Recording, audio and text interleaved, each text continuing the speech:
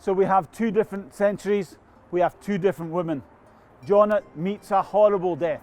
She has property that is coveted by others. She is clearly older, and we know that 60% of those who are accused of witchcraft in the 17th century were over the age of 40.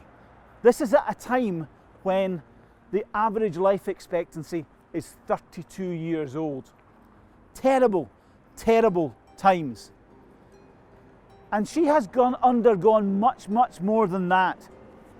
We know she was tortured because she would have actually been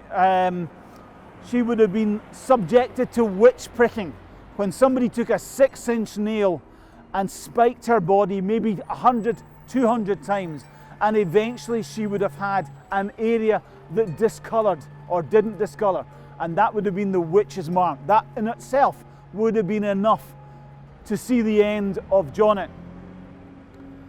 She was accused by 14 men and 10 women. How would it feel for Janet to see her daughter as one of the 10 women?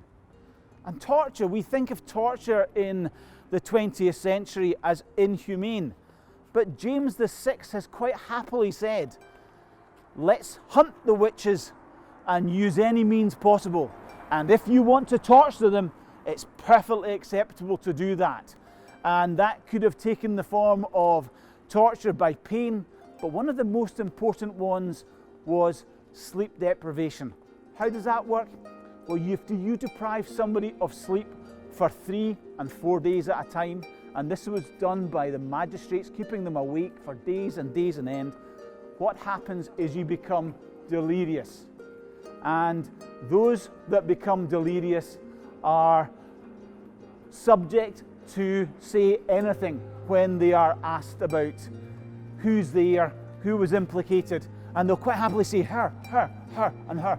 Hence the reason there were so many witch trials that involved 3, 4, 5, 10 and 15 people. Janet was unlucky. The century was a bad century. However, Margaret lived in different times. She was still a property owner. She was still somebody who was a healer and known as a midwife. All these things could quite happily have given her the ability to have been accused as a witch. But we're 62 years on, 62 years have passed, and she's had a family. She's been married. She's now widowed. She sits in a chair somewhere, and it would be easy to look at her as an old woman, and the community would quite happily in the 17th century have accused her of witchcraft, and that could have led to a horrendous death. What would they have called her? All these years later, I'm still proud to call her my mum.